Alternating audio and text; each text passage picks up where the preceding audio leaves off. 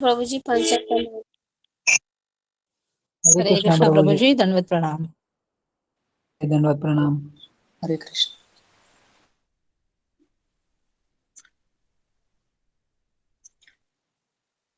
जय राधा माधव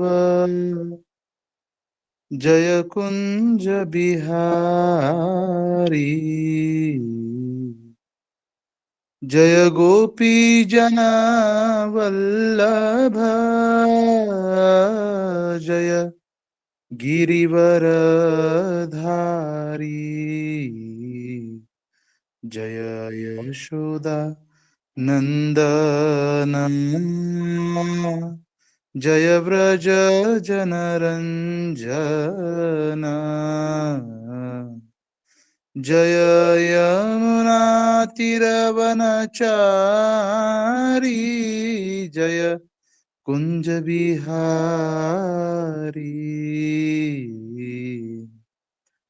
हरे कृष्णा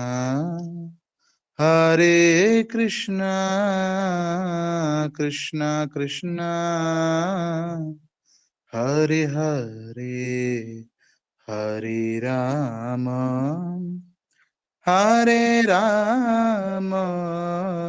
राम राम हरे हरे हरे कृष्णा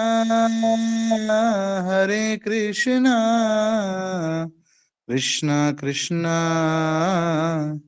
हरे हरे हरे राम राम राम हरे हरे जय राधारमण राधारमण राधा रमण श्री राधे गौरनीताय गौरनीताय गौरनीताय जय गौरनीताय जय प्रभुपाद जय प्रभुपाद जय प्रभुपाद जय श्रील प्रभुपाद हरिनाम संकीर्तन महायज्ञ की जय। ओम अज्ञानतिमिरान्धस्य ज्ञानाञ्जनशलाकया चक्षुरोन्मिलितं येन तस्मै श्रीगुरवे नमः। श्रीचैतन्यमनो अभीष्टं स्थापितं येन भूतले स्वयं रूपकदा मह्यं ददाति स्वपदान्तिकम्। नमो विष्णुपादाय कृष्णपृष्ठाय भूतले श्रीमते भक्तिवेदान्तस्वामिन् इति नामिने। नमस्ते सारस्वते देवे गौरवाणी प्रचारिणे निर्विशेषशून्यवादी पाश्चात्यदेशतारिणे वाञ्छाकल्पतरुभ्यश्च कृपा सिन्धुभ्य एव च पतितानां पावनेभ्यो वैष्णवेभ्यो नमो नमः। जय श्री कृष्ण चैतन्य प्रभो नित्यानंद श्री अद्वैत गदाधर श्रीवासादि गौरभक्तवृंद गुरुवे गौरचन्द्राय राधिकाय तदालये कृष्णाय कृष्णभक्ताय तद्भक्ताय नमो नमः। हरे कृष्ण। तो सभी भक्तों का स्वागत है आज के इस भगवद गीता क्लास में। हरे तो हमने कृष्ण। कल सातवां अध्याय हमने ट्रांसलेशन बाय ट्रांसलेशन मतलब पूरा पढ़ लिया था। अब हम लोग फिर से सातवां अध्याय शुरू करेंगे, ठीक है। तो जैसे कि हम लोग जानते हैं कि पहला जो सेक्शन है श्लोक क्रमांक 1 से लेकर के 3 तक, ये भगवान अर्जुन को श्रवण के बारे में बता रहे हैं कि सुनो अर्जुन, सुनने, ये जो मैं ज्ञान बता रहा हूँ ये बहुत ही टॉप मोस्ट नॉलेज है और ये जानने के बाद तुमको और कुछ भी जानने का बाकी नहीं रह जाए, क्योंकि अगर तुम मुझे जानते हो और मेरे द्वारा कंट्रोल किए गए जो शक्तियों को अगर जान पाते हो तो फिर तुम्हें और कुछ भी जानने के लिए बाकी नहीं रह सकता है।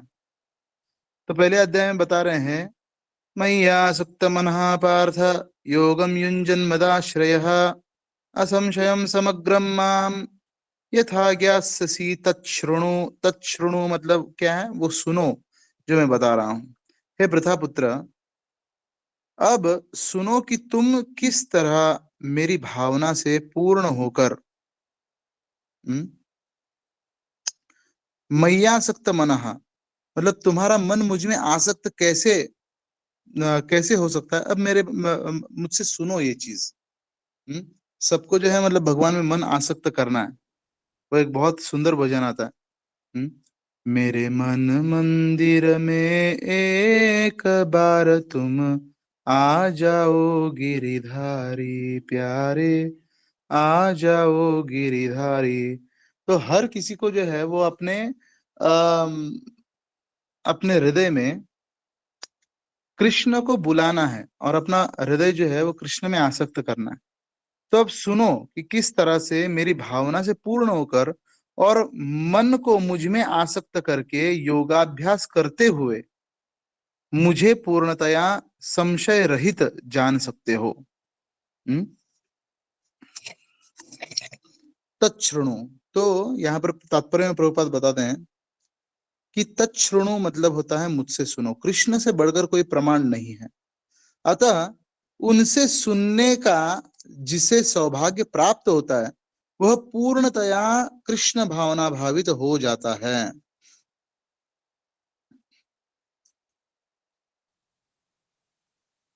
तो rare understanding of Krishna and his energies is obtained through proper hearing.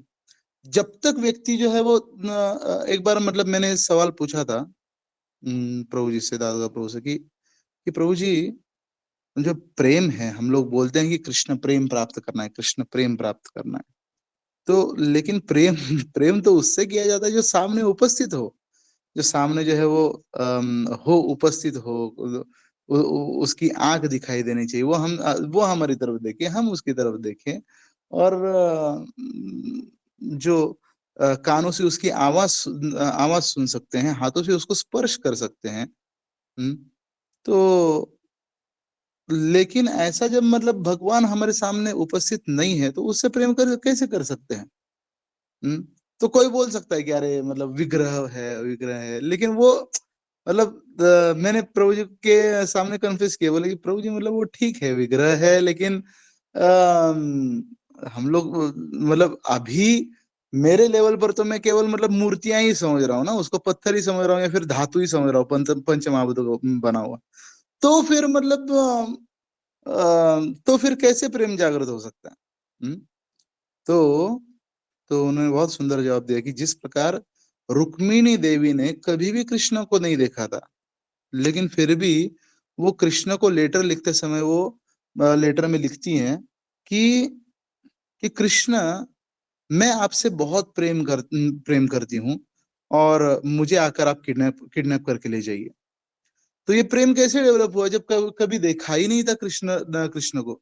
तो बचपन से नारद मुनि जो है वो महाराष्ट्र में अमरावती में आकर के वहां पर रुक्मिणी माता को जो है वो बताते थे बचपन से ही कि कृष्ण ने क्या किया, आज कृष्ण कैसे दिखते हैं, कृष्ण कहाँ पर रहते हैं, कृष्ण नाम का लड़का है जो ऐसे ऐसे करता है, इतना हैंडसम दिखता है।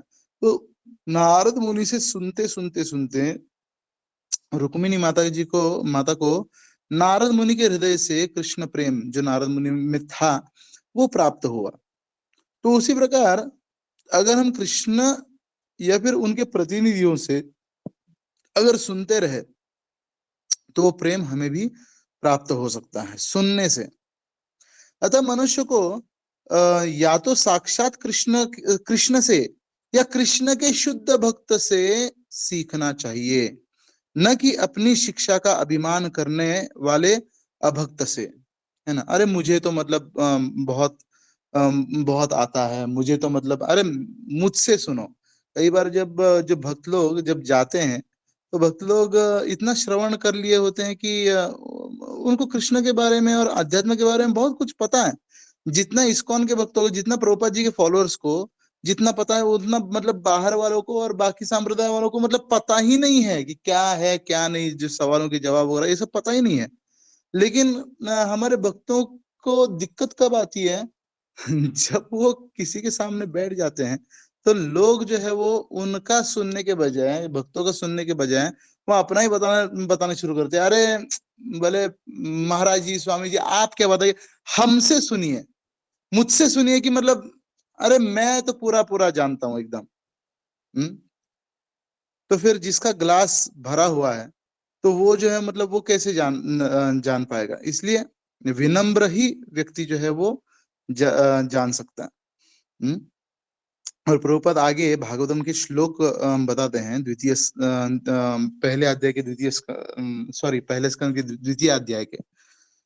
शृण्वतां स्वकथा कृष्ण पुण्यश्रवण कीर्तन हृदयन्तस्तो ह्यभद्राणि विधुनोति सुरत्सताम्।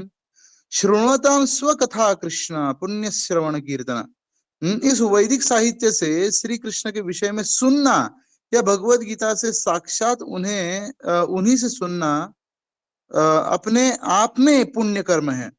पुण्य करने के लिए दूसरा कुछ करना नहीं पड़ेगा, केवल अगर बैठ के सुनेंगे भी भगवान के बारे में तो वो भी पुण्य कर्म है। और वो ऐसा पुण्य कर्म है, पुण्य श्रवण कीर्तन, वो ऐसा पुण्य कर्म है कि बाकी सारे पुण्य को वो फेल कर देगा। हृदयंतस्थो ही अभद्राणी, किसी भी पुण्य का वास्तविक फल ये नहीं कि सुख प्राप्ति, बल्कि वास्तविक फल किसी भी पुण्य का ये है कि हृदय का शुद्धिकरण। जब हम लोग दान देते हैं तो दान का बाह्य फल ये है कि वो जो है मतलब रिटर्न में वो पैसा आ जाएगा, है ना। लेकिन आंतरिक फल क्या है कि त्याग की भावना बढ़ेगी। हम्म। तो किसी भी त्याग की भावना बढ़ेगी मतलब क्या, हृदय के शुद्धिकरण। ये हृदय का त्याग की भावना ये हृदय में होती है। और जो मतलब किसी को अगर 100 रुपए दान देने से वो 200 रुपए मिल जाएगा आगे जाकर के, ये तो बाह्य चीज है।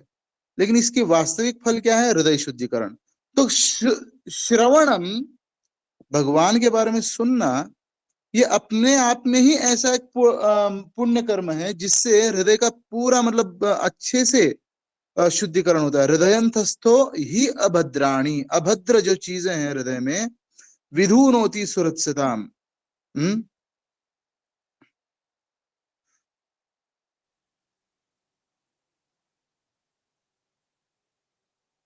और भगवान जो है उसके हृदय में सबसे बेस्ट फ्रेंड बन के रहते हैं। नष्ट प्रायेषु अभद्रेषु नित्यं भागवत सेवया भगवतीरुत्तम श्लोके भक्तिर्भवति नैष्टिकी।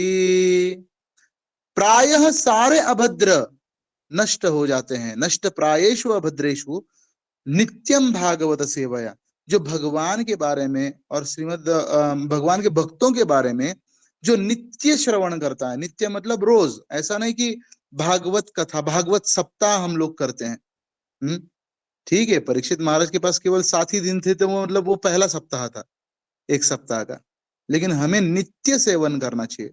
नित्यम भागवत सेवया मतलब क्या, सेवया का 2 मीनिंग होता है। सेवया मतलब सेवा करना, भागवतम की सेवा करना। तो भागवतम का श्रवण करना ये भागवतम के प्रति सेवा है।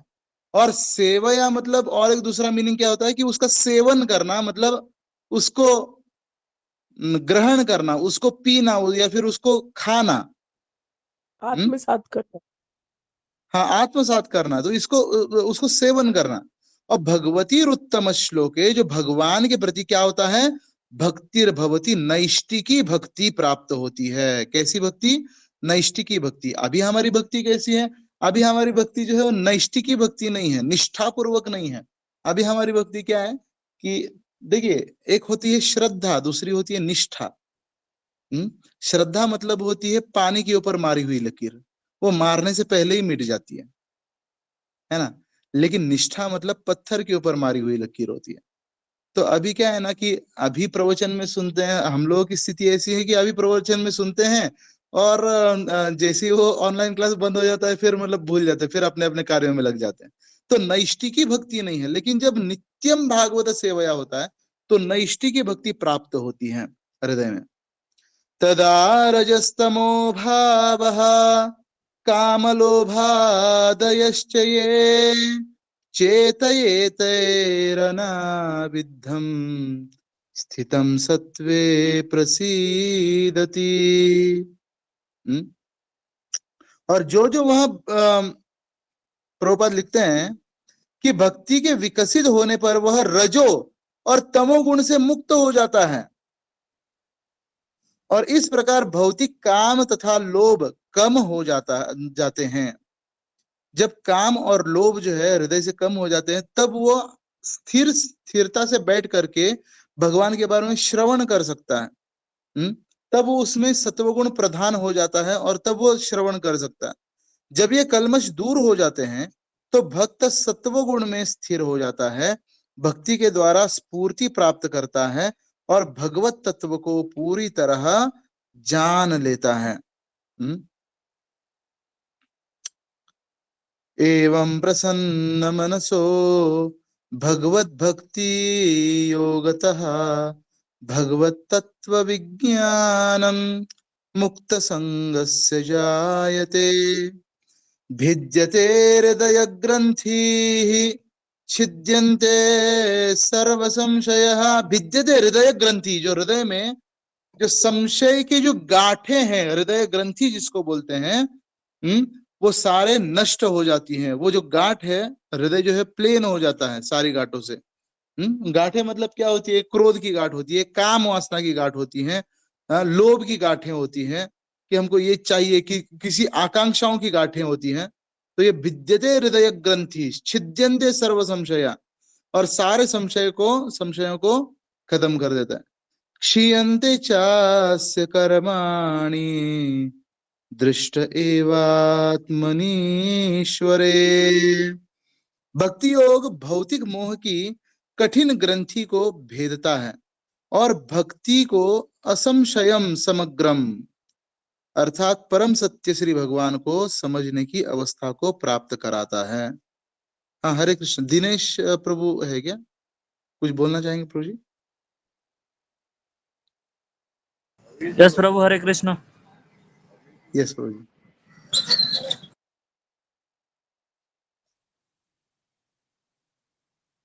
अच्छा ठीक है, हाथ ऊपर करके देख रहे थे क्या?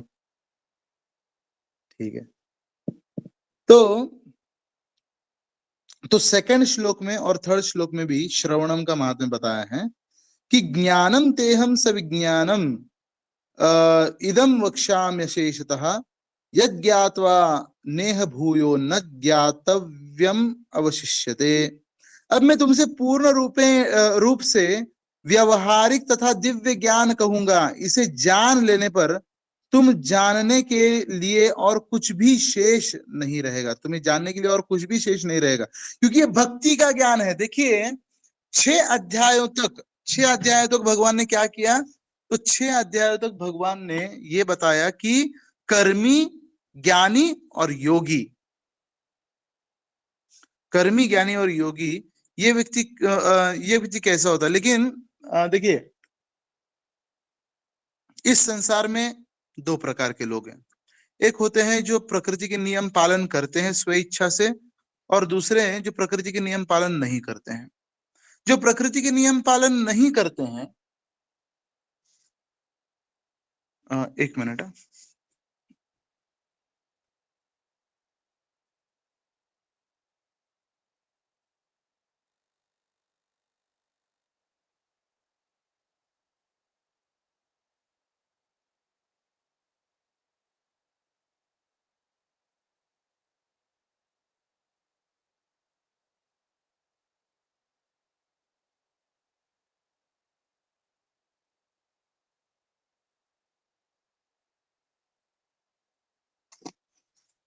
तो पहला क्लास है जो प्रकृति के नियम पालन करते हैं, है ना, और जो दूसरा क्लास है जो प्रकृति के नियम पालन नहीं करते हैं। जो प्रकृति के नियम पालन नहीं करते हैं उनकी साइकोलॉजी कैसी होती है, फिर मतलब उनका थिंकिंग प्रोसेस क्या होता है ना? उनका थिंकिंग प्रोसेस ये होता है कि धर्म जो है वो धर्म केवल किस लिए पालन किया जाता है? धर्म केवल टाइम पास के लिए पालन किया जाता है।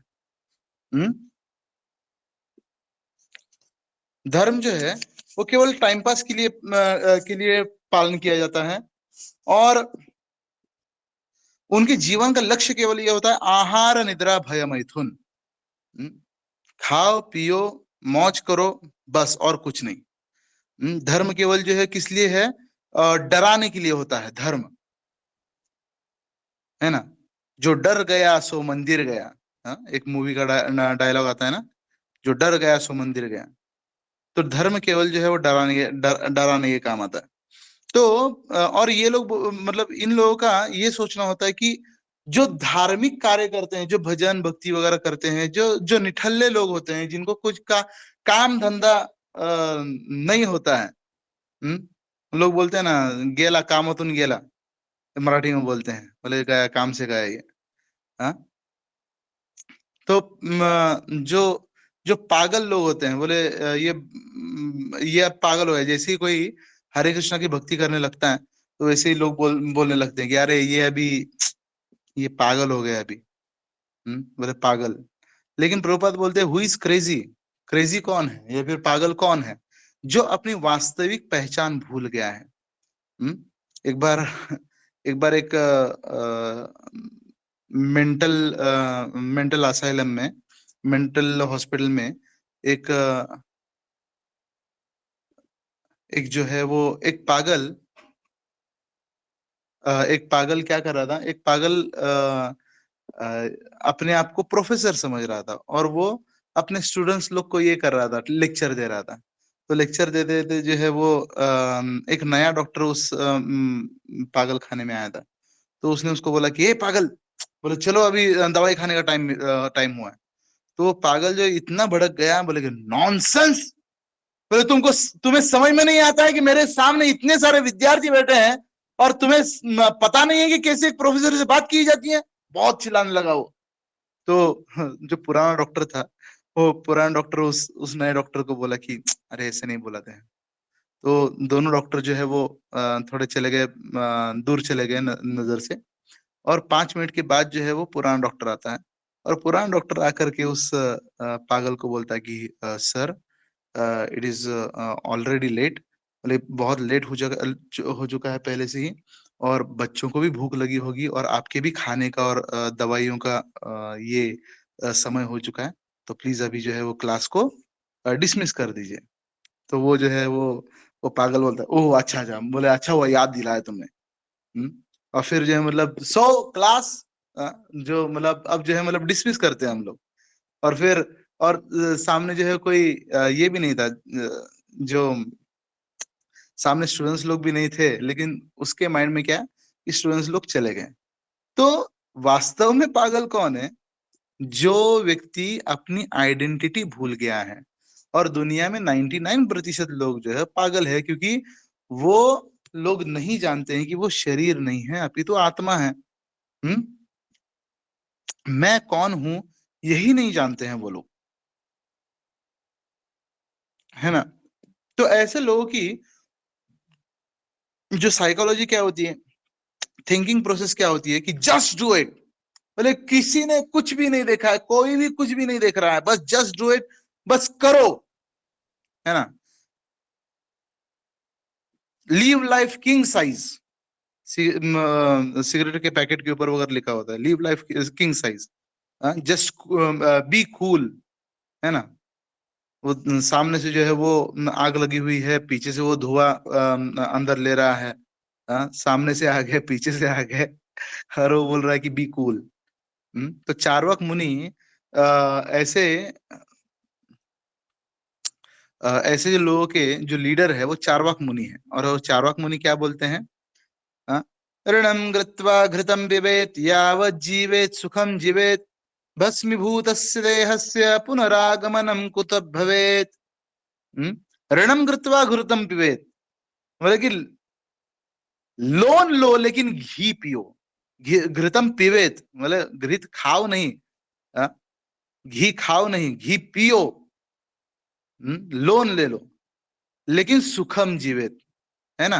रणम कृत्वा घृतम पिबेद यावत जीवे, जब तक जियोगे तब तक सुख में जियो, सुखम जीवेत भस्मीभूतस्य देहस्य।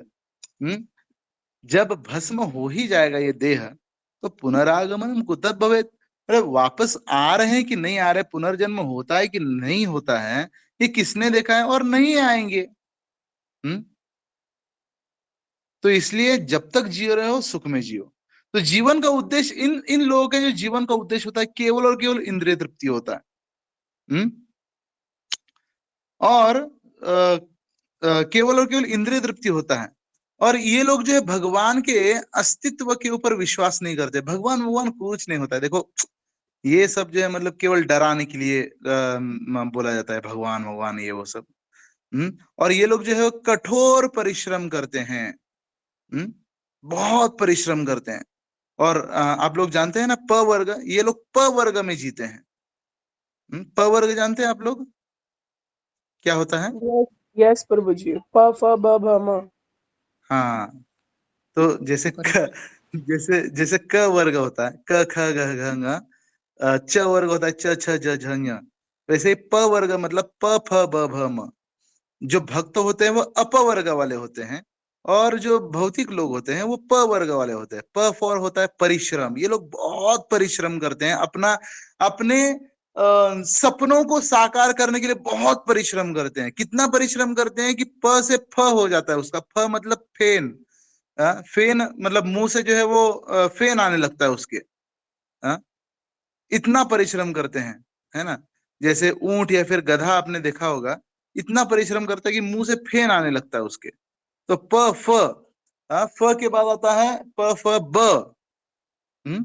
इतना फेन फेन आते आते आते वो इतना मतलब अगर जो कुछ भी थोड़ा बहुत कमा लेता है तो उससे क्या होता है ब, ब मतलब बंधन, वो उसी के बंधन में फंस जाता है, प फ ब। और फिर ब के बाद आता है भय, ये बंधन, ये बंधन तो प्यार का बंधन है, वो टाइप का जो है मतलब अब ये बंधन टूट ना जाए इसका डर, भय, है ना।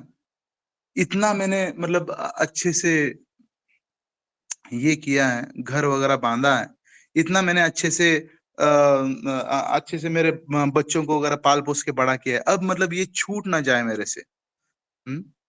लेकिन लास्ट में क्या है, म फॉर मृत्यु। तो ये प फ ब भ म, ये प वर्ग वाले लोग होते हैं जो नियमों को उल्लंघन करते हैं, जो प्रकृति के नियमों को नहीं मानते हैं, है ना। जैसे एक ये होता है, रेशम का कीड़ा का उदाहरण आता है भागवतम में। रेशम का कीड़ा क्या करता है ना, अपने लार से अपने इर्द गिर्द जो है वो रेशम का एक ककून बना लेता है, लेकिन बनाते बनाते बनाते वो लपेटते लपेटते लपेटते लपेटते वो खुद ही उसमें जो है वो उबल के मर जाता है। तो उसी प्रकार ये जो व्यक्ति है वो प वर्ग वाला व्यक्ति होता है, वो परिश्रम करता है करता है करता है करता है करता है, उसके सपने तो साकार होते ही नहीं है, लेकिन ये उसमें फंस के मर जाता है। हाँ अरविंद प्रभु। हरे कृष्ण प्रभु जी, ये फेन वाला एक बार बताइए, तो परिश्रम करने के बाद फेन आएगा, ये क्या मतलब? अरे बहुत एकदम मतलब बहुत थकने तक जो है मतलब वो मेहनत करता है। लोग बोलते हैं लोग बोलते हैं बोले अरे जब उनको सत्संग में बुलाया जाता है बोलते हैं कि अरे क्या बताया, बोले स्वामी जी बाबा जी प्रभु जी, बोले अरे खाने के लिए टाइम नहीं है, आप जो है सत्संग में बुलाते हैं, बोले खाने के लिए टाइम नहीं है। मैं बोलता हूँ यार कवा किस लिए रहा है फिर, इतना मेहनत क्यों किया जब खाने के लिए ही टाइम नहीं है तेरे पास। हाँ? तो इसलिए मतलब फिर आने तक जो है वो परिश्रम करते हैं। और इनका जो है ना ये केवल शरीर के लिए कार्य करता है, इसको आत्मा के बारे में ज्ञान नहीं होता है। आहार निद्रा भय मैथुन, इसके जीवन का केवल यही उद्देश्य होता है। धर्म केवल टाइम पास है ऐसा वो बोलता है। और जो धार्मिक कार्य करता है उसको ये पागल समझता है, पागल समझता है। और इनकी जो लास्ट में जो मतलब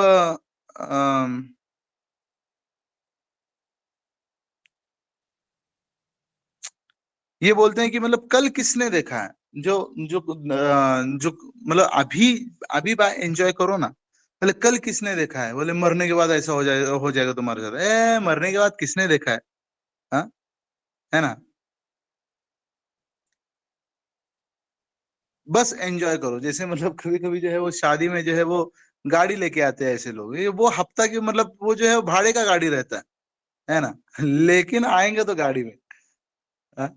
तो ऐसे ऐसे लोग होते हैं, और इनकी जो लास्ट में जो इच्छा है वो इच्छा ही रह जाती है।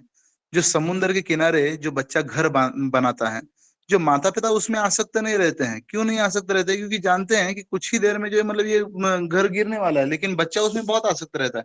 और जैसे ही एक लहर आती है उस घर को गिरा देती है, तो बच्चा बहुत रोता है, क्या क्या क्या क्या, और फिर से जो मतलब घर बांधना शुरू कर देता है। लेकिन माँ बाप क्या बोलते हैं? बोले नहीं, अब कल आएंगे। हम्म। तो उसी प्रकार क्या है ना, इनका घर बांधते बांधते बांधते बांधते क्या क्या करता है ये लोग जो है गांव का घर बेच देता है। गांव का घर बेच करके फिर जो है वो ये एजुकेशन प्राप्त करता है। एजुकेशन प्राप्त करके जो है वो शहर में जाता है। शहर में जाके नौकरी करता है। 60 साल तक नौकरी करते करते करते करते करते फिर 60 साल में जो है मतलब घर बना लेता है। क्या किया? हम्म। हाँ, आउट ऑफ हार्ड वर्क। तो बोले क्या किया? गड्ढा कोड़ा और गड्ढा भर दिया। बोले पूरा मनुष्य जीवन बस गड्ढा कोड़ने में और गड्ढा भरने में केवल मतलब बिता दिया। तो ये ऐसे लोग होते हैं। इनके बारे में कृष्ण ये बोलते हैं कि मोघाशा मोघ कर्माणो मोघ ज्ञाना विचेतसः राक्षसीम आसुरीम चैव प्रकृतिम मोहिनी श्रुतः। कि इनको ऐसे लोगों को मैं अर्जुन मोह में डालते रहता हूं। मोह में डालते रहता हूँ। इन मोघाशा मोघ कर्माणो मोघ ज्ञाना विचेत, इनका जो ज्ञान में हरण कर लेता हूँ। राक्षस ऐसे जो राक्षसी और आसुरी जो लोग हैं, जो बिल्कुल मतलब नियमों को ठुकरा देते हैं और मुझे नहीं समझ पाते, मुझे नहीं मानते हैं, तो ऐसे लोगों को मैं बार बार जन्म मृत्यु के चक्र में डालते रहता हूँ। लेकिन जो नियम पालन करते हैं उनमें कौन होते हैं? उनमें सबसे पहला व्यक्ति होता है कर्मकांडी। जो नियम पालन करता है, एक्चुअली जो नियम पालन करते हैं, तो जो भगवान को मानते हैं ऐसे केवल मतलब 3 ही 4% लोग हैं। और जो भगवान को मानते हैं उनमें से भी जो 90% लोग हैं वो वेदों को नहीं मानते हैं। वो कुरान को, वो बाइबल को अलग अलग तरीके से जो है मतलब अपने मतलब कुछ नियमों को पालन करके ऊपर वाले को मान लेते हैं, है ना। तो उसमें से बहुत कम लोग जो है वो वेदों को पालन करते हैं। और वेदों को पालन मतलब वेदों को मानने वालों में से बड़ा नंबर है केवल वेदों को मतलब मानने वालों का। वेद केवल बखान करने वालों का। लेकिन वेदों को अपने जीवन में उतारने वालों का नंबर जो है बहुत कम है। जो अपने जीवन में उतारते हैं, उनमें से भी अपने जो जीवन में उतारते हैं उनका बहुत बड़ा नंबर, उनमें से बहुत बड़ी संख्या किनकी है? जो कर्मकांडियों की। और कर्मकांडी क्या करते हैं? तो कर्मकांडी केवल जो है वो, जैसे भगवान भगवत ये दूसरे अध्याय में बताते हैं, या इमां पुष्पितां वाचां प्रवज्जन्ति विपश्रितः वेदवादरता पार्थ नान्यत् अस्ति इति वादिनः। तो कर्मकांडी होते हैं वो वेदों के फ्लावरी लैंग्वेज, मतलब ये केवल देवताओं से किया गया बिजनेस होता है कि मैं ये कर रहा हूं, मुझे ये दे दो, मुझे ये कर मैं ये कर रहा हूं, मुझे ये चाहिए, मैं ये कर रहा हूं। पुत्र कामिष्ठ यज्ञ कर रहा हूं तो केवल मतलब पुत्र प्राप्ति करने के लिए। मैं दान दे रहा हूं तो वापस रिटर्न इसको जो, तो हर यज्ञ के पीछे या फिर हर व्रत के पीछे लोग जो है वो बिहार में भी छठ वगैरह ये सब इत्यादि व्रत करते हैं। क्यों? उनको रिटर्न कुछ चाहिए, है ना। तो स्वार्थ के लिए जो मतलब दान करते हैं, पुण्य करते हैं, कुएं खुदवाते हैं, स्कूल्स खोलते हैं, लेकिन उनका उद्देश्य क्या होता है? केवल और केवल स्वार्थ। ये लोग देवी देवताओं की पूजा करने में लगे रहते हैं, ज्यादातर की देवी देवताओं की उपासना करने में लगे रहते हैं, क्योंकि उनको पता नहीं होता है कि वास्तव में जो पूर्ण पुरुषोत्तम भगवान कौन है, कहाँ तक मेरा फल जाता है। इसके बाद जो है मतलब ये लोग जो है वो परिश्रम बहुत करते हैं, है ना। इन देवी देवताओं की पूजा करने के लिए, व्रत वैकल्य करने के लिए बहुत परिश्रम करते हैं। जो बलि के लिए मुर्गा ही चाहिए, मुर्गा चाहिए तो मतलब इसी कलर का, मतलब परफेक्ट एकदम साइज का चाहिए, परफेक्ट वजन का चाहिए, इसी कलर के उसके फेदर्स होने चाहिए, और मतलब इसी मुहूर्त में काटना चाहिए। अगर कुछ ऐसे लोगों की पूजा में अगर गलती हो जाती है तो उनको बहुत भोगना भी पड़ता है ना। किसी के एक्सीडेंट्स हो जाते हैं, किसी का जो मतलब वंश खराब हो जाता है, ऐसे ऐसे देखे हमने, फैमिलीज देखे हैं। तो एक रशियन साइंटिस्ट था इवान पार्लो करके। तो इसने क्या किया ना, एक चूहों के ऊपर एक रिसर्च किया। तो वो चूहे को एक मशीन में डाल दिया, एक पिंजरे में डाल दिया, और वो चूहा जो है मतलब ऊपर जाता था, नीचे जाता था, ऊपर जाता था, नीचे जाता था। जब वो लाल बटन दबाता था तब उसको शॉक लग जाता था, जब हरा बटन दबाता था तब उसको कुछ खाने के लिए मिल जाता था। और ऐसे करते करते करते करते करते 1 घंटा बाद जो है वो इतना बिजी हो गया उस गेम में कि उस इवान पार्लो ने क्या किया कि पिंजरे का दरवाजा खोल दिया, और ये चीज जो है उस चूहे ने देख ली। ये देखने के बावजूद भी अब वो बाहर जाने की कोशिश नहीं कर रहा था, उस गेम में इतना बिजी हो गया था। तो ये कर्मकांडी लोग क्या होते हैं ना, ये कर्मकांडी लोगों की ऐसी हालत होती है कि वो नियम कानून में इतने बिजी हो जाते हैं कि उनको पता ही, मतलब उनको याद ही नहीं रहता है कि अरे मनुष्य जीवन इस जन्म मृत्यु के चक्र से बाहर निकलने के लिए हुआ है। ये लोग स्वर्ग लोक तक जाते हैं, लेकिन स्वर्ग लोक में पुण्य खर्चा करके वापस यहाँ पर चले आते हैं, है ना। और नियम कानून पालन करते करते करते करते करते इनका पूरा जीवन बीत जाता है। है ना। तो ये लोग जो है मतलब कर्मकांडी होते हैं। तो ऐसे मतलब बहुत सारे 100 कर्मकांडियों में से कोई जो है मतलब 2 4 5 लोग जो है वो ये जान पाते हैं कि अरे यार किस लिए कर रहे हैं। मतलब हम लोग जो कर रहे हैं, व्रत वगैरह कर रहे हैं, अगर ये इच्छा पहले इच्छाएं थी, लेकिन बिना नियमों के इच्छा पालन मतलब पूरा करने का प्रयास कर रहे थे, तब मुझे दुख हो रहा था। और यहाँ पर नियम पालन करके इच्छाएं मतलब पूरा करने का प्रयास कर रहे हैं, तब भी मुझे दुख हो रहा है। इसका मतलब जो इच्छा, फल की जो इच्छा है, यही मुझे दुख दे रही है, तो मुझे फल नहीं चाहिए। अब वो कर्म कांड से उठ करके निष्काम कर्म योग तक पहुंचता है, जिसकी चर्चा 3, 4, 5वें अध्याय में भगवान करते हैं। 3 और 5वें अध्याय में भगवान करते हैं। अब निष्काम कर्म योग मतलब क्या। निष्काम कर्म योग में कर्मकांडियों को जो सकाम कर्मी भी बोलते हैं, कि कामना के साथ किया गया कर्म, उसको बोलते हैं सकाम कर्मी। ऐसे लोग जो मतलब बहुत फ्रस्ट्रेट होते हैं, क्योंकि खेल रहे हैं, फुटबॉल का मैच खेल रहे हैं तो जीतने के लिए, अगर जीत मिली तो और लोभ बढ़ेगा जीत का, और अगर जीत नहीं मिली तो फिर बहुत दुखी हो जाते हैं, तो फ्रस्ट्रेट हो जाते हैं ये लोग। लेकिन जो निष्काम कर्मी जो है उनसे अच्छा होता है, थोड़ा सुखी होता है वो। क्यों सुखी होता है?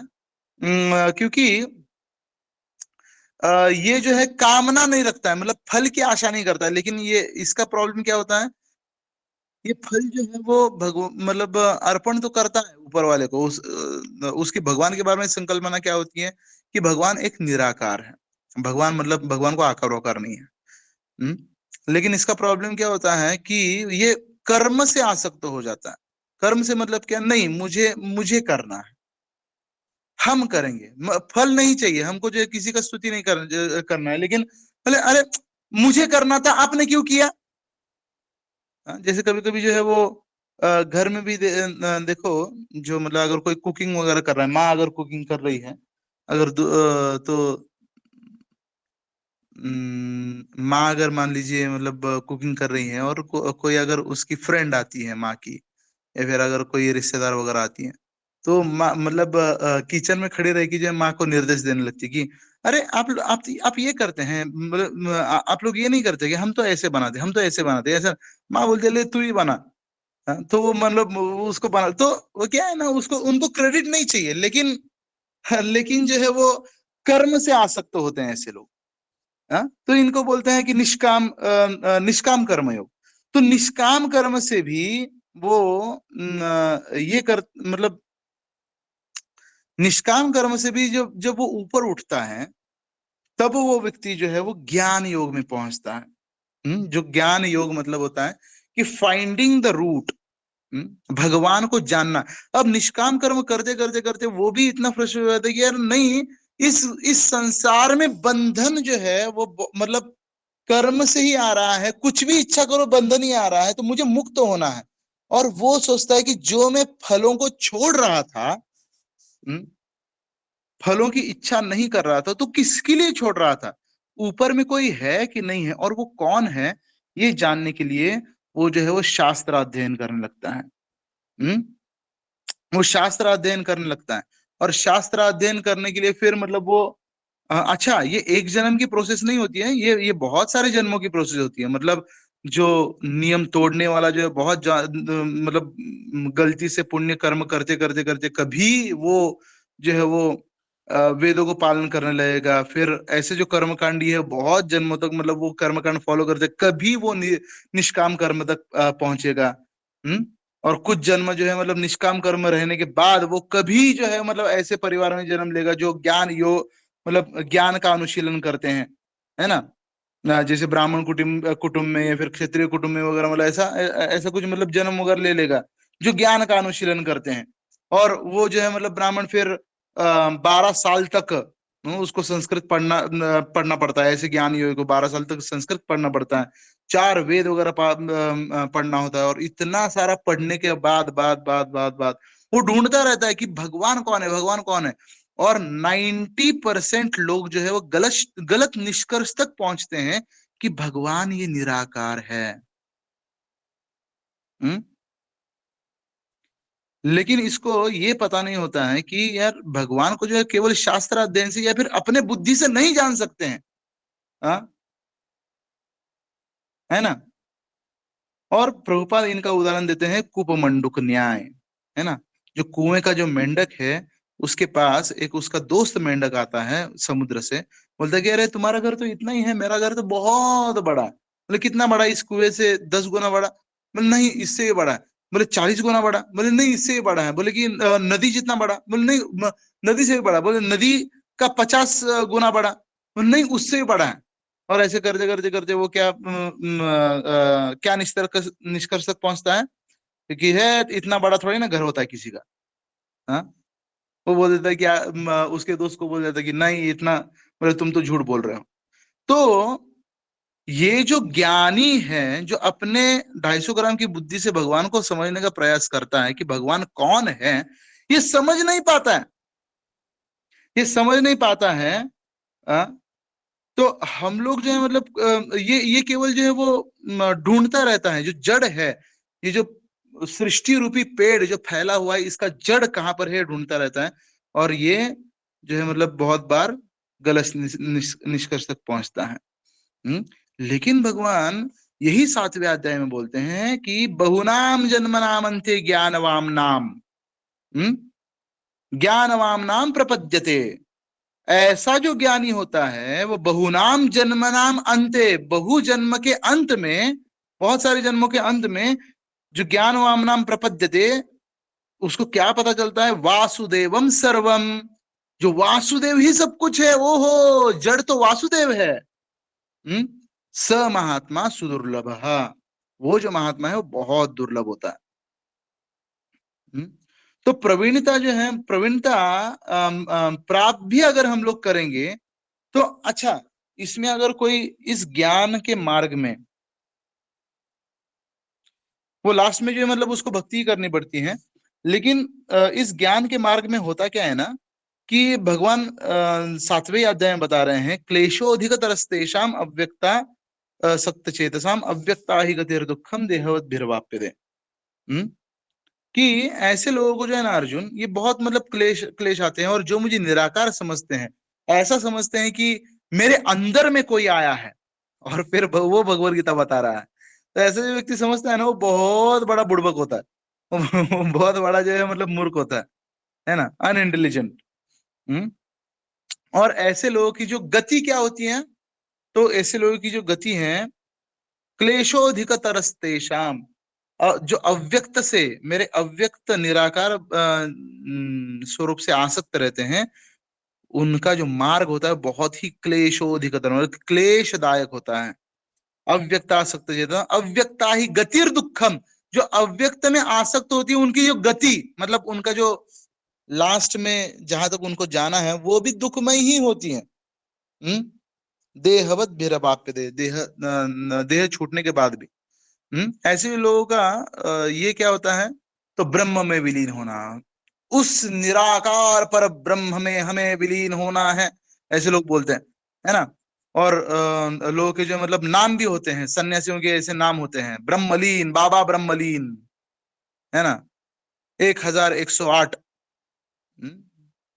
ब्रह्मलीन बाबा। तो ऐसा जो मतलब जो ब्रह्म में विलीन होना चाहता है,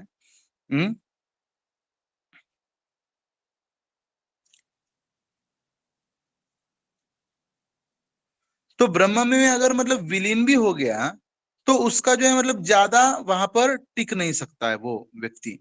ऐसे लोग बहुत तपस्या वगैरह करते हैं, ऐसे लोग बहुत तपस्या इत्यादि करते हैं, क्योंकि उनको उनको पता होता है कि अरे इच्छा ही दुखों का कारण है। देखो, इच्छा करेंगे, उस इच्छा को पूरा करने के लिए कर्म करेंगे, वो कर्म करेंगे तो कर्म का एक रिएक्शन तैयार होगा जिसको बोलते हैं फल।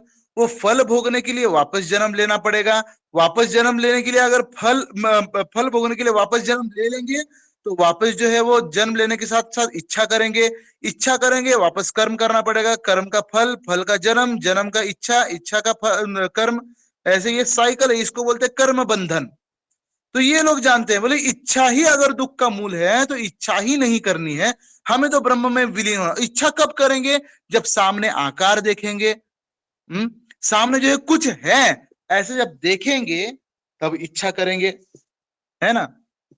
लेकिन अगर कुछ अगर मतलब देखेंगे ही नहीं तो इच्छा ही नहीं करेंगे। इसलिए अगर ऊपर में कुछ है, अगर दुख से शून्य अगर कोई दुनिया है तो वो आकार से शून्य भी दुनिया होगी। ये निष्कर्ष पहुंच जाता हम निकालते हैं वो लोग। और आकार से शून्य जो दुनिया है, तो ऐसे जो लोग हैं लेकिन ये नहीं जान पाते हैं कि अरे मुझ में अगर इच्छा है तो जिस दुनिया से मैं आया हूं उस दुनिया में भी तो इच्छा होगी, या फिर जिससे मैं आया हूं उसमें भी तो इच्छाएं होंगी। अगर इस शरीर में रह करके इतनी इच्छाएं मैं कर रहा हूं तो शरीर के बाहर में निकल करके मैं कितनी इच्छाएं करूंगा। तो वो लोग, ऐसे जो लोग हैं वो ब्रह्म में विलीन हो जाते हैं। और ब्रह्म में क्या है, ब्रह्म में केवल भगवान के शरीर से आया हुआ प्रकाश है, प्रकाश प्रकाश प्रकाश प्रकाश, एकदम व्हाइट व्हाइट व्हाइट, इतना प्रकाश है कि वो जो जीव है वो स्वयं को भी नहीं देख पाता। वहां पर जाकर के ओम शांति, ओम शांति, ओम शांति कब तक करते रहेगा। तो एक ना एक दिन जो है वो उसे इच्छा होती है, और जब इच्छा होती है कुछ करने की, जब उसको मतलब इच्छा होती है, तब वो आध्यात्मिक जो संसार का अभी तक उसने अनुभव नहीं किया होता है, भौतिक ही संसार का अनुभव किया होता है, तो उसकी इच्छा जो है वो कहाँ पर उसको ले आती है, वापस भौतिक संसार में ले आती है। ये उसी प्रकार होता है। देखिए कभी जो मतलब ऐसे सुना था मैंने कि रशिया में जो थर्ड डिग्री होती है वो कैसी होती है ना, अपने अपने यहाँ पर जो थर्ड डिग्री होती है वो अलग होती है ना, लेकिन रशिया की थर्ड डिग्री अलग होती है। हमारे यहाँ पर थर्ड डिग्री मतलब क्या होता है, एक जोक आया था, एक अमेरिका, एक चाइना और एक इंडिया का जो पुलिस में कंपटीशन लगा कि कौन ज्यादा फास्ट है, और एक खरगोश को जो है मतलब जंगल में छोड़ा गया। तो चाइनीज ने जो है वो 2 दिन में उस खरगोश को ढूंढ के निकाला, जो अमेरिकन ने जो है वो 3 दिन में जो खरगोश को ढूंढ के निकाला। अब जो है इंडियन चला गया अंदर में पुलिस, और 4-5 दिन हो गए ये बाहर ही नहीं आ रहा है। तो जो है वो जो ऑर्गेनाइजर, कंपटीशन के ऑर्गेनाइजर जो है मतलब अंदर में चले गए, वो भाई ये कर क्या रहा है। तो ये जो पुलिस है वो अंदर में जा करके बंदर को उल्टा लटका के मार रहा था, बोल साले तू ही कबूल कर कि तू ही खरगोश है ना। तो ये अपने यहाँ पर ये जो है ये थर्ड डिग्री होती है। लेकिन लेकिन रशिया में मैंने सुना था कि थर्ड डिग्री कैसे होती है कि उसको एक सफेद कमरे में बंद किया जाता है, और सफेद कमरे में बंद करने के बाद उसको जो है मतलब पहले ही रशिया के लोग जो है सफेद सफेद होते हैं। अब जो है वो उसको जो ड्रेस पहनाया जाता है वो भी सफेद कलर का होता है, उसको जो खाना दिया जाता है वो भी सफेद कलर का खाना, सफेद कलर की थाली में, सफेद कलर के ग्लास में पानी दिया जाता है उसको, है ना। अब जब वो 7 8 दिन 15 दिन जब वो सफेद सफेद सफेद सफेद सफेद केवल white white white white white white white जब देखता है, तब वो जो है वो 10वें 15वें दिन जो है वो बोलता है कि मैं कबूल करने के लिए तैयार हूं, लेकिन मुझे दूसरा कलर दिखाओ। तो इसी से पता चलता है कि जीव है, जीव को वैरायटी चाहिए, कुछ दूसरा कुछ देखने के लिए चाहिए। लेकिन जब ये जो है मतलब वैरायटी ही नहीं है, जो ये जब मतलब ब्रह्म में विलीन होना चाहता है, तो फिर मतलब इसको जो है मतलब ज्यादा देर तक वहां पर नहीं ठहर सकता है। एक ब्रह्मांड की जितनी आयु है उतना ही दिन वहां पर ठहर सकता है, और फिर से वो इस भौतिक संसार में आकर के एक ब्रह्मांड का मतलब ब्रह्मा वगैरह बन जाता है, या फिर उन्हीं के जैसे श्रेष्ठ जीव बन जाता है। तो ये जो है वो ज्ञान योगी होता है। लेकिन जो सक्सेसफुल हुआ ज्ञानी है, ऐसे हजारों में कोई एक सक्सेसफुल होता है जो ज्ञानी, उसके बारे में भगवान बताते हैं कि वासुदेव सर्वमिति, कि वो जान पाता है कि वासुदेव मैं ही मतलब सभी का ईश्वर हूं, मुझसे ही सब कुछ आता है और मैं ही भगवान हूं। वो जो है जड़ तक पहुंच जाता है। अब जड़ तक पहुंचने के बाद जो है वो उसके ऊपर ध्यान करने लगता है, फिर एक स्टेप वो आगे बढ़ता है और वो अष्टांग योगी बन जाता है। और अष्टांग योग के बारे में भगवान ने 6वें अध्याय में बताया है ना, यम नियम आसन प्राणायाम प्रत्याहार धारणा ध्यान समाधि। तो कलयुग में जो है वो ये अर्जुन खुद इसके बारे में बोलता है कि भगवान ये तो मेरे लिए पॉसिबल नहीं है, क्योंकि इतना एक तो मतलब कलयुग में ये इतना शांत, तो इतना शांत जो है वो इतनी शांत जगह ढूंढना कलयुग में। आज अगर हम लोग हिमालय में भी जाएंगे तो वहां पर भी रिजॉर्ट्स वगैरह ये सब डिचिक डिचिक डिचिक ये सब चलता है ना। और प्योर जगह इतना कहाँ पर, अगर उधर में उत्तराखंड में भी अगर जाएंगे, उधर में तपस्या की भूमि है, लेकिन वहां पर लोग जो है वो बियर का बोतल वगैरह लेके जाते हैं, दारू का बोतल लेके जाते हैं, और गंगा नदी में वो बियर की बोतल वगैरह दारू की बोतल डुबो करके मतलब गंगा नदी में ठंडी की हुई और पवित्र की गई जो दारू दारू हम लोग पीते हैं, है ना। तो एक तो मतलब शांत जगह खोजो, और ऊपर से मतलब ब्रह्मचर्य तपसा ब्रह्मचार्य ना, ब्रह्मचर्य व्रत का पालन करना होता है उसे। ऐसा नहीं कि मतलब ब्रह्मचर्य व्रत मतलब वैसा नहीं होता है कि मतलब अरे लड़की नहीं मिली तो चलो मजबूरी का नाम महात्मा गांधी। जो लड़की नहीं मिली इसलिए ब्रह्मचर्य व्रत का धारण कर लिया। बोले कि अच्छा प्रभु जी आप जो है मतलब आश्रम में आए, बोले कि ऐसा लोग पूछते हैं ऐसा कि प्रभु जी आप जो है वो मतलब आप कैसे इसमें मुड़े, कभी कभी ब्रह्मचारी लोग को पूछा जाता है। बोले कुछ जीवन में ऐसी कुछ घटना हुई थी क्या, मतलब ऐसा लोगों को लगता है कि शायद निश्चित इसका कुछ ब्रेकअप वगैरह ऐसा हुआ होगा तभी ये इस मार्ग पर मुड़ा होगा है ना। तो मतलब ऐसे कुछ लोगों का मतलब ये होता है, अंडरस्टैंडिंग होता है। लेकिन नहीं, ये स्वे इच्छा से जो है भगवान को जो लोग है कुछ पैसा दान में देते हैं, कुछ जो जमीन दान में देते हैं, कुछ गहने दान में देते हैं, लेकिन ब्रह्मचर्य मतलब होता है कि वह स्वे इच्छा से एक जीवन अपना दान में देता है ना। कि करोड़ों जन्मों से भगवान मैंने मतलब अपने रिश्तेदारों के लिए, अपने शरीर के लिए मैंने जीवन खर्चा किया, लेकिन एक जन्म में क्या कर रहा हूं, आपके लिए गिफ्ट में दे रहा हूं। ये मेरी तरफ से एक छोटा सा गिफ्ट स्वीकार कीजिए। तो ये ब्रह्मचर्य व्रत का पालन करना होता है ना। और फिर मृग चर्म के ऊपर बैठना होता है, नाति ऊंचम नाति नीचम, ज्यादा उच्च आसन पर नहीं, ज्यादा नीच आसन पर नहीं। आ? ऐसा आसन कहाँ पर मिलेगा? फिर मृग चर्म पर बैठना होता है ताकि मतलब कीड़े मकोड़े पास में नहीं आए, है ना। स्थिर स्थान में बैठना चाहिए और मतलब ऐसे ये हो करके फिर जो है मतलब आंख खुली रह करके तपस्या नहीं करना है। आंख खुली रहेगी तो यहाँ वहां ध्यान भटकेगा, आंख बंद रहेगी तो नींद आ जाएगी। इसलिए नाक के टिप के ऊपर ध्यान करके, है ना, ऐसे ऐसे मतलब ऐसे, तो नाक के टिप के ऊपर ध्यान करके मतलब उसको ध्यान करना होता है। और विगत भी मतलब क्या? डर से रहित होकर के कि कोई मुझे मतलब कोई जानवर आ जाए खा लेगा, कोई डस लेगा, ये सारे भय से रहित होकर प्रसन्न चित्त, इस अवस्था में उसको प्रसन्न चित्त रहना है। बार बार बार बार घर की याद आ रही, घर की याद आ रही है ना। और मत चित्त, परमात्मा के ऊपर इस अवस्था में जो है वो ध्यान करना होता है। और परमात्मा के ऊपर मतलब परमात्मा के ही ऊपर, ऐसा नहीं कि इमेजिनरी कोई भगवान निकाल दिया और उस चीज के ऊपर। कभी कभी बचपन में जो है वो हमारे टीचर्स लोग बोला करते थे कि हमारे मम्मी पापा को कि ये जो आपका बच्चा बहुत चंचल है और इसको जो है मतलब मेडिटेशन करवाइए तो इसका शांत होगा, मेडिटेशन करवाइए, मेडिटेशन करवाए। और ठीक है, मतलब चंचल चित्त वाला जो है वो बच्चा है तो मतलब हमको भी कभी कभी खराब लगता था कि अरे हाँ यार, मतलब कब कैसे शांत होंगे, क्योंकि सब लोग निंदा किया करते थे कि बहुत एकदम मतलब दंगा करता है, मस्ती करता है ना। तो एक बार जो है मतलब माँ को पूछ ही लिया मैंने, बोले कि आज मतलब आज मेडिटेशन करने के लिए बैठ जाए, कैसे मेडिटेशन करना है बताओ।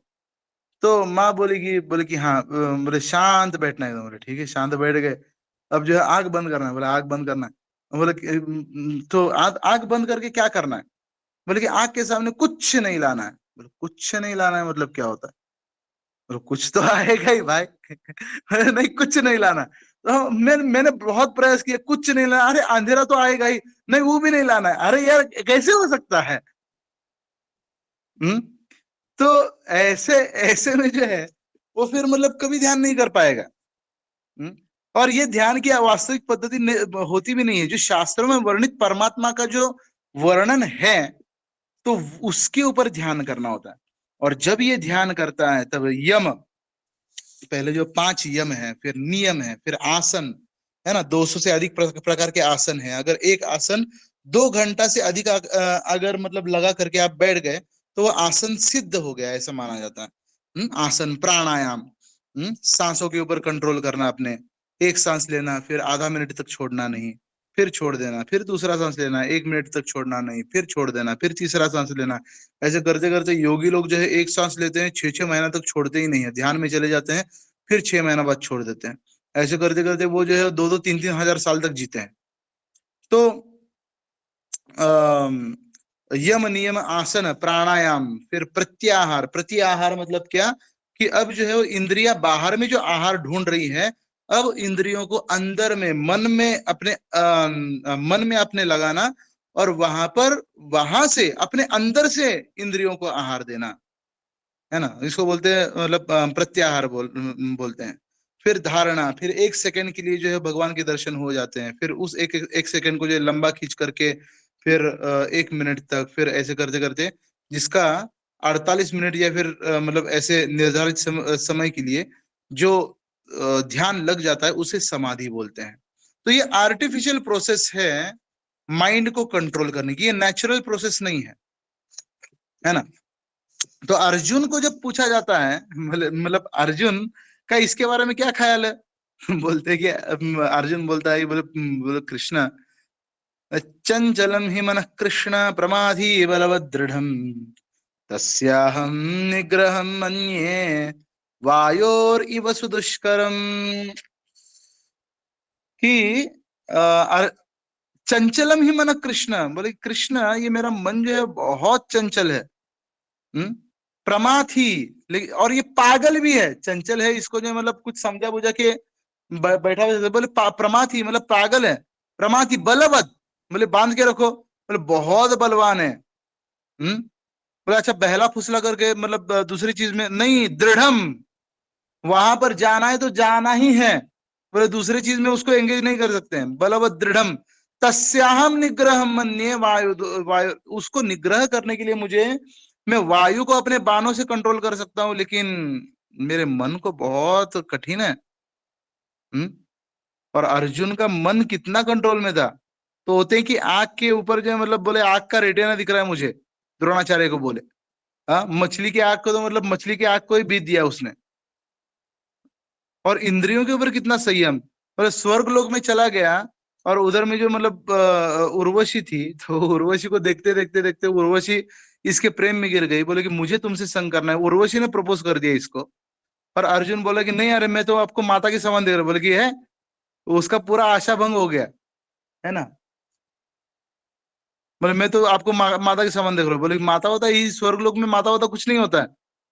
बोले इतना गौर से तुम मुझे माता के समान देख रहे हो। बोले हाँ, क्योंकि मेरे जो पूर्वज है वो स्वर्ग लोक में आए हैं पहले, और आपसे भोग मतलब आपके साथ में भोग किया हुआ है, तो उस हिसाब से तो आप मेरी माता हो गई। इसलिए मैं देख रहा था कि मेरी माता जो है कितनी सुंदर डांस कर रही है, मुझे भी ऐसा डांस सीखना है करके।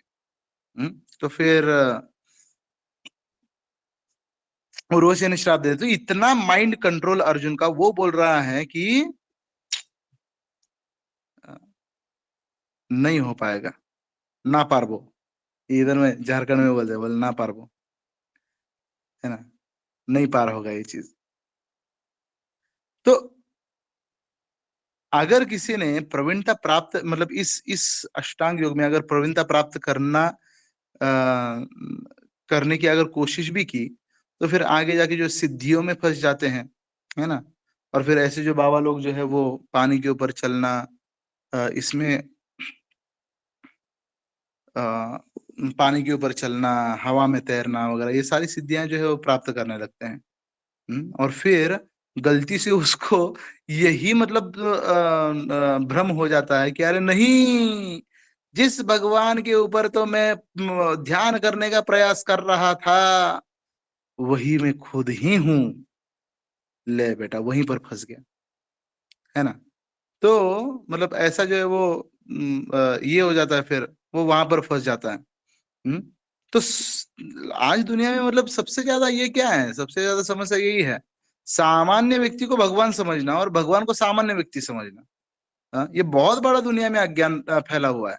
लोग बोलते हैं ना चमत्कार को नमस्कार, तो जहां पर चमत्कार दिखा वहां पर नमस्कार करना शुरू कर देते हैं। हम लोग एक बार यात्रा में जा रहे थे, तो क्या है ना, सवाल पूछना चाहिए जो समझ में नहीं आता, या फिर ब्लाइंडली फॉलो नहीं करना चाहिए, सवाल पूछना चाहिए। हम लोग यात्रा में जब जा रहे थे, तो सब लोग जो है मतलब जैसे हम लोग कर रहे थे, प्रभु जी लोग कर रहे थे, वैसे ही कर रहे थे। तो हम जा करके एक जो मायापुर में एक मतलब रास्ते में एक पेड़ था, उस पेड़ के आगे आगे जा करके मैंने दंडवत प्रणाम किया और आगे आगे चला गया। तो जितने भी 100-150 भक्त लोग थे, वो पीछे से आए, उस पेड़ को दंडवत प्रणाम किया, आगे चल रहे हैं, आगे चल रहे हैं, आगे चल रहे हैं।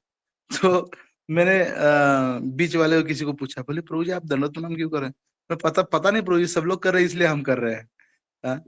तो फिर मैंने बोला अरे पूछना चाहिए ना कम से कम कि क्या, बोले क्यों कर रहे हैं वगैरह, है ना। तो मैंने तो ऐसे ही दंडवत प्रणाम किया था। तो पीछे जाने वाले सब लोग दंडवत प्रणाम कर रहे हैं। हम्म तो ऐसे जो योगी होते हैं, जो अष्टांग योगी होते हैं, अष्टांग योगियों को बहुत खतरा होता है। ये खतरा क्या होता है कि पतन होने का जो खतरा है वो बहुत बहुत अधिक होता है। जैसे ऐसे अष्टांग योगी में से हमने विश्वामित्र मुनि को देखा है, हमने जो है वो सौबरी मुनि को देखा है। सौबरी मुनि ने 10,000 सालों तक पानी के नीचे जाके तपस्या की थी, और बस एक बार एक नर मछली और मादा मछली का संग देख लिया, और उनकी जो इंद्रियां जो है वो उत्तेजित हो गए, और वो पानी से बाहर निकले और मानधाता राजा के 50 कन्याओं के साथ विवाह कर लिया उन्होंने। सोचिए। तो ये जो है ये मन को केवल, ये मन के स्प्रिंग को केवल दबाने का कार्य करता है। ये जो अष्टांग योग की जो पद्धति है, इसमें टाइम बहुत लगता है भगवान को प्राप्त करने के लिए, रिस्क भी बहुत है कि अरे गिरने का रिस्क है, गारंटी नहीं है कि पहुंचेंगे भी कि नहीं, और रिस्क क्या चीज का है कि जिसके ऊपर ध्यान कर रहे हैं वो वास्तव में परमात्मा का मुझे दर्शन हो चुका है कि केवल इमेजिन कर रहा हूं। और बहुत बहुत मेहनत भी लगती है ना। तो इसलिए लास्ट में सर्वोत्तम योग भगवान 6वें अध्याय के लास्ट में बोलते हैं, मतलब भक्ति योग ये सर्वोत्तम योग है। और भक्ति योग में क्या करना होता है तो हम लोग वो कल देखेंगे, ठीक है। तो अभी जो मतलब आज भी बैकग्राउंड ही हो गया, तो कल हम लोग जो है वो 7वें अध्याय के आगे आगे देखेंगे। हाँ शिल्पा माता जी। प्रभु जी प वर्ग तो बता दिया, भक्त का अपवर्ग क्या? बिकॉज ईशो उपनिषद के क्लास में भी मुझे पूछना था, वो रह गया। सो जब हम बोलते हैं भक्त के लिए अपवर्ग, can you explain that please? अपवर्ग मतलब होता है जो प वर्ग में फंसता नहीं है, जो प वर्ग में फंसता नहीं। ऑपोजिट, हाँ, ओके। बिल्कुल ऑपोजिट। जो मुक्ति के मार्ग पर चलता है, वो ज्यादा परिश्रम नहीं करता है, उसका बुद्धि बहुत चलता है, वो स्मार्ट वर्कर होता है, वो हार्ड वर्कर नहीं होता भक्त। वो जितना मतलब शरीर को मेंटेन करने के लिए जितना चाहिए उतना ही वो काम करता है। वो प से फेन निकलने तक काम नहीं करता है, इसलिए वो बंधन में भी नहीं पड़ता है, इसलिए उसको कोई भय भी नहीं होता है। और मृत्यु के समय जो है भगवान खुद लेने के लिए आते हैं उसको, इसलिए वो प वर्ग से बिल्कुल ऑपोजिट होता है, ठीक है। ओके, आज और एक सेकंड क्वेश्चन पूछूं? हाँ। जब आपने बोला कि आई थिंक वो ज्ञान योग में बोला था कि पीपल क्लेम कि मुझसे ये आया है, जैसे कोई बुक या कोई उपदेश भगवान ने मुझसे करवाया है। So how do we differentiate वो विथ अवर अंतरकरण का आवाज, लाइक यू नो, बिकॉज लोग बोलते हैं ऐसे कि मैंने ये बुक लिखा नहीं, ये मेरे से आया, like you know they claim that way. तो हाउ डू वी डिफरेंशिएट के that coming of आवाज is not? सबसे पहले तो माता जी, जब तक वो व्यक्ति मुक्त नहीं होता है तब तक उसके अंदर की आवाज आने वाली वो परमात्मा से नहीं आती है, उसके मन से ही आती है। और मन की आवाज जो है वो इम्परफेक्ट होती है। मुक्त जीव मतलब होता है, जो मुक्त जीव होता है वो 4 दोषों से परे होता है। उसकी जो इंद्रिया हर बद्ध जीव की, एक होता है बद्ध जीव, दूसरा होता है मुक्त जीव। बद्ध जीव में जो है 4 दोष होते हैं। पहला है अपूर्ण इंद्रिया, दूसरा है भ्रमित होना, तीसरा है गलतियां करना, और चौथा है गलतियों को छुपाना, मतलब ठगने की प्रवृत्ति। तो जब कोई व्यक्ति मुक्त हो जाता है तब उसकी इंद्रियां पहली बात पूर्ण हो जाती है, क्योंकि भगवान से कनेक्टेड हो जाता है। भगवान की जो इंद्रियां होती है वो पूर्ण है। जैसे हमारी जो इंद्रियां हैं वो अपूर्ण है, मतलब आंख जो है वो सर्टन लिमिट में देख सकती है, कान जो है सर्टन लिमिट तक सुन सकता है ना। जो जीभ है, जीभ भी मतलब एक बार में जो है वो 10 मतलब 5-6 आइटम टेस्ट कर सकती है, उसके बाद मतलब वो कंफ्यूज हो जाती है जीभ भी। तो उसी प्रकार क्या है ना कि जो इंद्रियां इनकम्प्लीट है हमारी, इम्परफेक्ट इंद्रियां हैं। जब व्यक्ति मुक्त हो जाता है तो मुक्त व्यक्ति का लक्षण ये होता है कि वो जो है मतलब भूत भविष्य वर्तमान वगैरह सब देख सकता है। जैसे प्रभुपाद भी देख सकते थे, और जो बड़े बड़े साधु संत मुनि जो लोग हैं वो भी देख सकते हैं। तो वो उनके मुख से जो भी निकलता है वो भी वेद वाणी से अभिन्न होता है, ठीक है। लेकिन अगर कोई व्यक्ति जो है वो काम में फंसा हुआ है, उसके हृदय में अभी तक लोभ है, अभी तक वो अपने इंद्रियों को कंट्रोल नहीं कर पाता है, अभी तक जो है मतलब वो आलस में है ना, तो फिर मतलब उसके हृदय से जो आएगा वो तो उसको मतलब मनगढ़ंत बातें है ना। धन्यवाद प्रभु जी, अरे धन्यवाद। अरविंद प्रभु। हरे कृष्णा प्रभु जी। आपने जो आज का क्लास दिया है उसमें मैंने जो अभी समझा है उसका 1 मिनट उसका रिवीजन मैं आपको मतलब देना चाहता हूँ कि ताकि उसमें क्या क्या मैंने समझा है।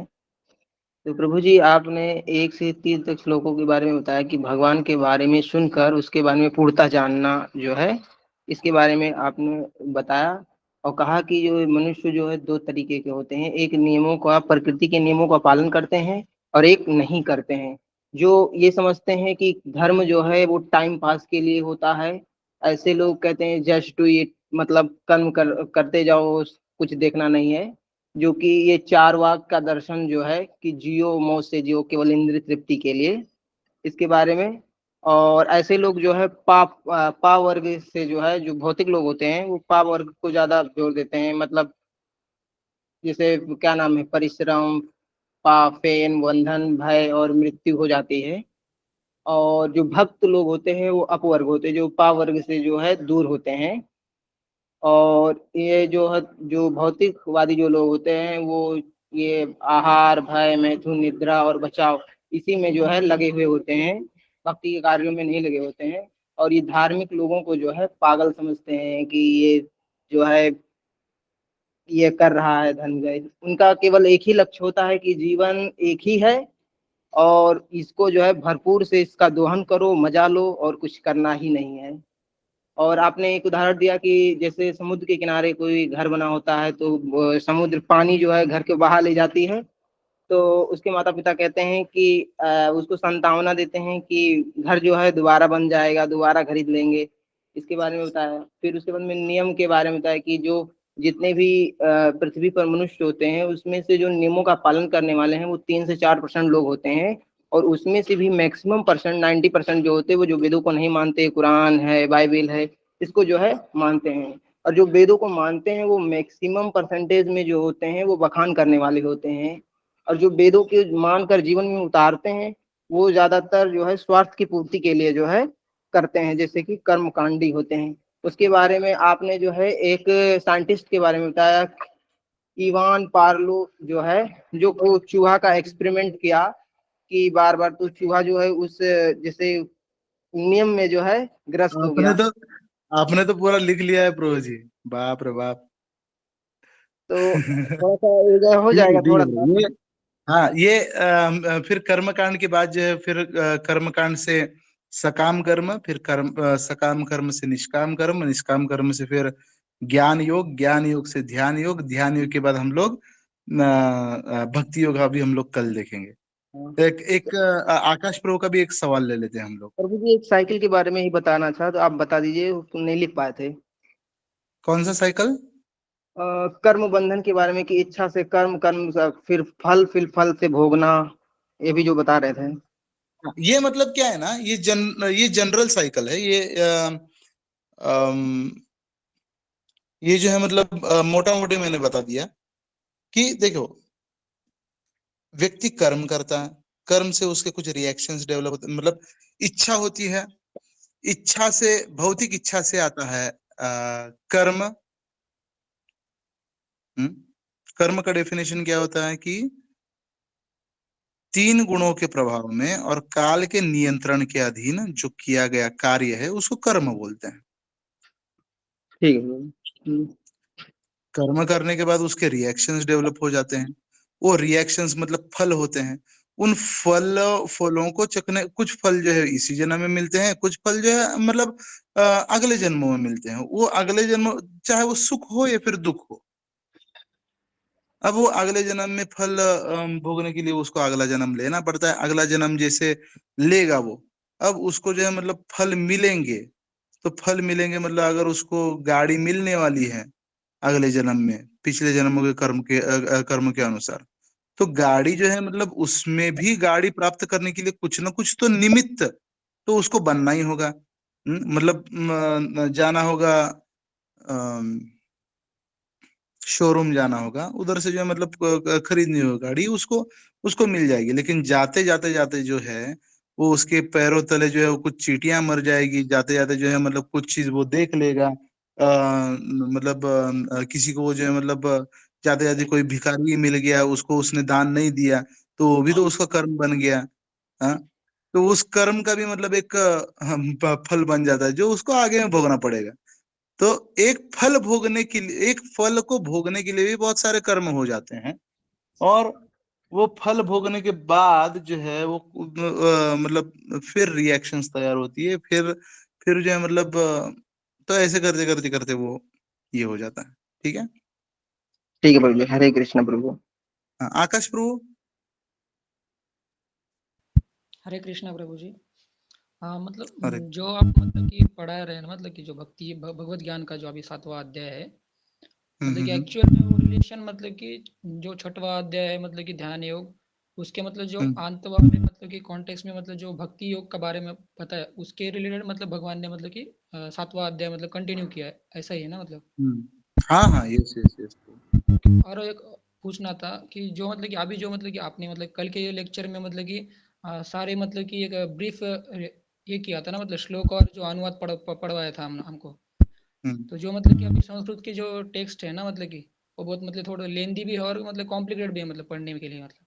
हम्म तो आप मतलब कि हमारा मतलब कि जो संस्कृत मतलब जो टेक्स्ट है ना, उसका भी मतलब कि हम्म रिवीजन ले मतलब तात्पर्य तो मतलब कि अनुवाद के बाद भी मतलब कि आप मतलब एक्सप्लेन करने वाले हैं ना, मतलब कि अभी जो अगले वाले लेक्चर में चलने वाला है। तो बस जो संस्कृत का जो श्लोक है और जो अनुवाद है ना, वो मतलब कि हमसे मतलब कि पढ़वा के लिए मतलब कि हाँ, मतलब क्या है ना, कहाँ कहाँ मतलब कि ठीक है हमारा ठीक है गलती हो रहा है, ठीक है तो आपको मतलब कि वो ठीक है। मतलब करेक्शन। हम लोग ऐसे ही कर लेंगे प्रभु जी, ठीक है। हाँ ठीक है, धन्यवाद। जी, हरे हरे कृष्ण। हाँ, इंद्राणी माता जी। हाँ, हरे कृष्ण प्रभु जी, दंडवत प्रणाम। प्रभु धन्यवाद। जी, अभी आपका जो ये क्लासेस हो रहा है, ये कहाँ पे अपलोड हो रहा है? आपका जो ये क्लास भगवत गीता का अपलोड कहाँ पर? ये गैट का एक ये है माता जी, यूट्यूब पर गैट का चैनल भक्ति है। वेदांत विद्याभवन चैनल में अपलोड नहीं हो रहा है? हाँ, उसमें भी हो जाएगा, है ना अंकित प्रभु? उसमें नहीं। मुझे बोलिए। भक्ति वेदांत हेलो। विद्याभवन हाँ, में अपलोड हो जाएगा ना?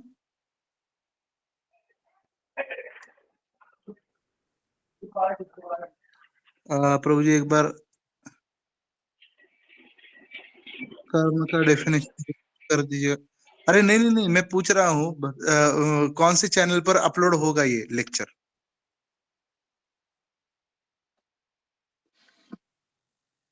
भक्ति वेदांत विद्या भवन की गैट करके चॅनल आहे।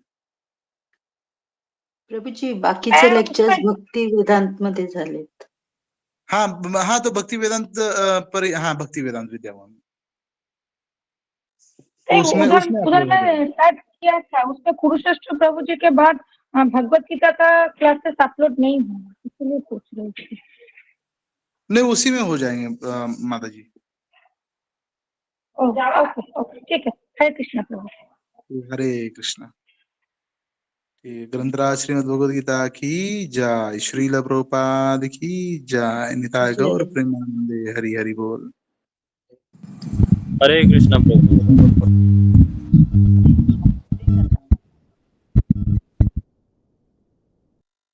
कृष्ण दंडवत प्रणाम।